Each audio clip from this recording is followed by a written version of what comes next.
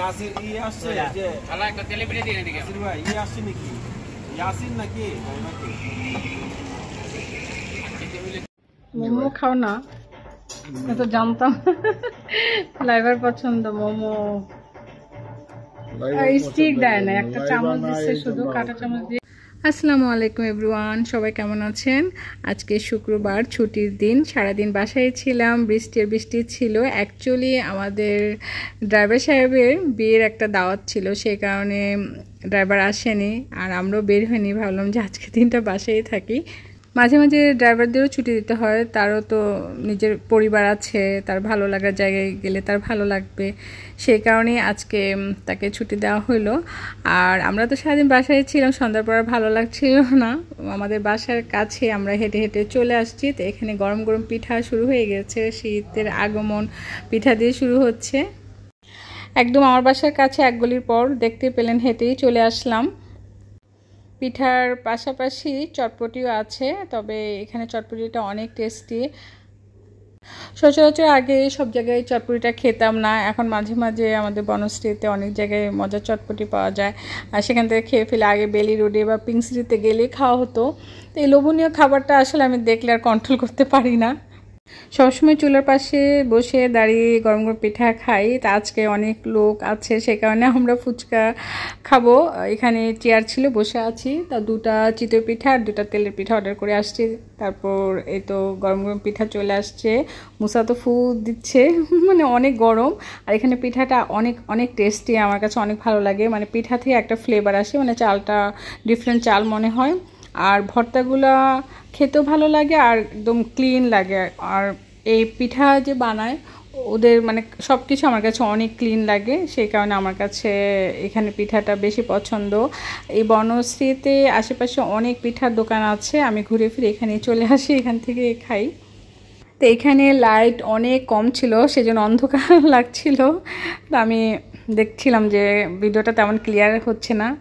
আমাদের ফুচকা চলে আসছে, ঝটপট করে আমরা ফুচকা খেয়ে নিচ্ছি। ঘাপাঘাপ ফুচকা খেয়ে ফেলতেছে। আমি অ্যাকচুয়ালি ফুচকা লাভার। কে কে আপনারা ফুচকা লাভার অবশ্যই কমেন্টস করে জানাবেন। আমার জামাই তো 2-3টা খেয়ে অফ হয়ে গেছে, সব কিছু আমার পেটেই ধামাধাম ঢুকে পড়তেছে। আমার চটপটি চাইতে ফুচকাটাই সবসময় বেশি পছন্দ করি, যেখানে যাই চটপটির চেয়ে ফুচকাটা আগে খেয়ে ফেলি। আমার তো চটপটির চাইতে ফুচকাটা বেশি পছন্দ। পিঠা খাচ্ছিলাম, তখনই 2-1 ফোঁটা বৃষ্টি পড়ছিল। তারপর ফুচকা খেতে খেতে দেখলাম ভালোই বৃষ্টি শুরু হয়ে গেছে, রিমঝিম করে বৃষ্টি পড়ছে। অনেকটুকু ভিজে গেছি, যেহেতু শেড দেওয়া ছিল না, ওপেন জায়গা ছিল। এখন যে শেড লাগাচ্ছে, পাশাপাশি বৃষ্টি পানিতে বাচ্চারা এমনভাবে খেলা করছে যে কিসের পানি কোথা থেকে আসছে যে সেটা তাদের খবরই নাই। বাচ্চারা মনে আনন্দে লাফালাফি করতেছে। আর এদিকে আমার হাজব্যান্ড একটা অটো দেখতেছে, ও বলতেছে যে আমাকে আজকে মোমো খাওয়াবে। তো প্রথমেই নাকি ওর উদ্দেশ্য ছিল আমাকে মোমো খাওয়াবে। আমি তো মানে এখানে ফুচকার পিঠা দেখে বসে গেলাম যে এখান থেকে আগে পিঠা কিনে তারপর যাব। তো আমরা বেশ অনেকক্ষণ ওয়েট করছিলাম, বৃষ্টির কারণে সব অটো ফুল আসছিল। তো একটা অটো পেয়ে গেলাম, ফটাফট উঠে পড়লাম। তার হাজব্যান্ডকে বলছিলাম যে আজকে বাদ দাও, আর ঘুরবো না, বাসায় চলে যাই। ও বলতেছে যে না, আজকে আমি প্ল্যান করে বের হয়েছি, তোমাকে মোমো খাওয়াবো। তো বনশ্রীতে 5 নম্বর রোডে বি ব্লকে অনেক অনেক মোমোর দোকান আছে। তা আসলে আমি অনেক কিছুই জানি না, চিনি না, আমি একা একা বেরও হই না। আমার হাজব্যান্ড যখন বের করে তখনই বের হওয়া হয়। আর নর্মালি আমার হাজব্যান্ড যখন ছিল না, তখন আমার আশেপাশে থেকে আমি সবজি বাজার এইসব করে বাসায় চলে যেতাম। তার সঙ্গে আমার আপা থাকতো, আর মাঝে মাঝে টেইলারে যেতাম। যদি অন্যান্য কোনো কাজ থাকতো, ফার্মেসিতে যেতাম, তখন আপাকে নিয়ে যেতাম, একা যেতাম না।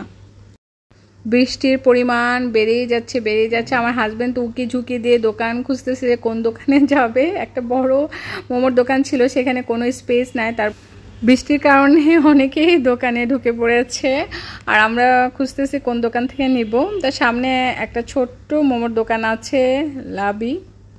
সেই দোকানে বসার কোনো জায়গা নেই, সেই কারণে আমরা নিয়ে ভাবছি বাসায় চলে যাব। তবে বৃষ্টিতে ঘুরে বেড়াতে ভালোই লাগছে, ঠান্ডা ঠান্ডা ওয়েদার।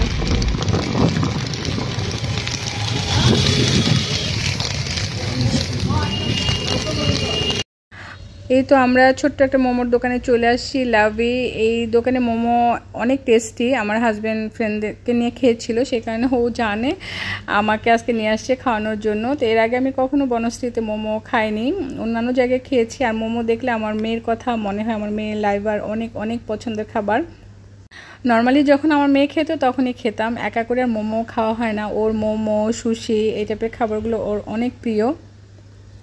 অ্যাকচুয়ালি বাচ্চারা আমার কাছ থেকে দূরে থাকার কারণে সব ধরনের খাবার খেতে আমি তেমন একটা আনন্দ পাই না, আমার অনেক খারাপ লাগে।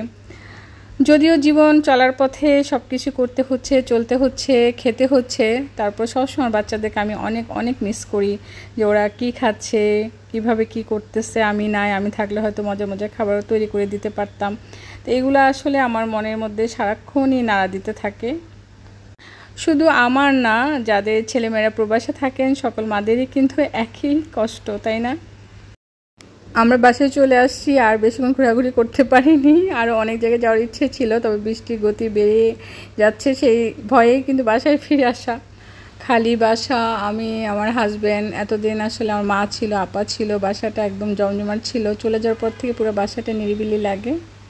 এখন গরম গরম মোমো খেয়ে ফেলবো। এই মোমো কিন্তু অনেকেরই পছন্দ, তাই না? আর আমার মেয়ের সঙ্গে খেয়ে খেয়ে আমারও কিন্তু অনেক প্রিয় হয়ে গেছে। 2টা তেলের পিঠা অর্ডার করেছিলাম, সেটা খাওয়া হয়নি, বাসায় নিয়ে আসলাম গরম গরম তেলের পিঠা। তা আসলে মাঝে মাঝে ভালোই লাগে 2টা 4টা করে পিঠা এনে খাওয়া যায়। আর বাসায় সচরাচর বানানো হয় না, আর অল্প লোক থাকলে তো একেবারে বানালে ভালোই লাগে না। একেবারে অল্প করে তো বানানোও যায় না, বানানো কিন্তু ঝামেলা। এমন ঝটপট করে কিনে খেয়ে ফেলতে পারলে আমাদের দুজনের জন্য খুবই ভালো। অনেকে কিন্তু খুব সুন্দর করে মজার মজার পিঠা তৈরি করে, তারপরে যে মোমো অনেকে নিজে বানিয়ে খায়, দোকানে একটা পছন্দ করে না। আমার ভাবি, ডিস্কো ভাবি কিন্তু অনেক মজার মোমো তৈরি করে। এর আগে ভাবি আমাদেরকে খাইয়েছিল। কি খাও না? মোমো খাও না? তাহলে চিনো কিভাবে দোকান? মোমো খাও না? তো জানতাম লাইভার পছন্দ মোমো। স্টিক দেয় না, একটা চামচ দিচ্ছে শুধু, কাঁটা চামচ দিয়ে। হ্যাঁ, চামচ লাগবে, লাইবা না, এই জন্য দাঁড়া চামচ দিচ্ছি। এটা আসলে ডুবাই খেতে হয়, ওদের ইয়েটা দেওয়া ঠিক হয় নাই, ছোট থাকে না। মানে মোমোটাকে তুমি এখানে ডুবাবা, তারপর খাবা। অ্যাকচুয়ালি মোমোর এরকম ভাবে খায় না, যে স্টিক, এই যেরকম স্টিক থাকে। আমার বাসায় ছিল যে লাইবার স্টিক, অনেক স্টিক কিন্তু রয়ে গেছে 2টা। এই স্টিক দিয়ে আসলে খেতে হয়। বাংলাদেশে মানে অনেক কিছুই আসলে সিস্টেম না, মানে লাইভে এত সুন্দর করে খাই। স্টিকটা ধরারও একটা পলিসি আছে, যদিও এক্সপার্ট না আমি। মোটামুটি এরকম ডুবাইয়ে তারপর খেতে হয়। এটা তো ডুবানো যাবে না, দেখো কত ছোট। মানে সেল করে জিনিস, কিন্তু সবকিছু এটা মেনটেন করে না। দাও, উপরে দাও, সসটা উপরে একটু ঢেলে দাও, কি আর করার। বিসমিল্লাহ। কম না?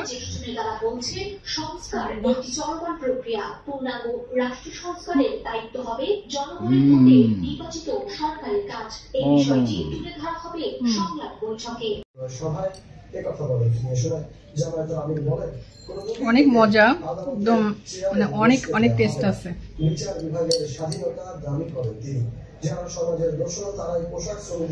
অনেক মজা, ইয়াম্মি। মানে এত কাছে মোমো পাওয়া গেছে, দূরে যেতে হয় না। আসলে বনশ্রীতে অনেক অনেক ধরনের স্ট্রিট ফুডগুলো আছে না, অনেক মজা। ঘুরে ঘুরে বেড়াতে পারতাম, বৃষ্টির কারণে আর ঘোরা হয়নি। আজকে ওই বেশি বের হয়েছি, কিন্তু এত বৃষ্টি, সারাদিন বৃষ্টি। তারপর কিছু অফ ছিল, গেলাম, বৃষ্টির জন্য আমার চলে আসতে হয়েছে। আমার মেয়েকে অনেক অনেক মিস করতেছি। মানে মুসা মোমোর কথা বলার পর থেকে লাইবার মানে কথা মনে হচ্ছিল, কি জোরে টিভি ছেড়ে আসছে।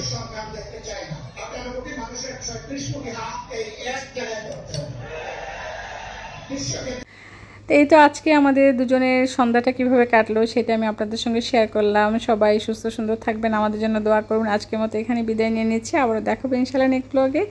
আল্লাহ হাফেজ।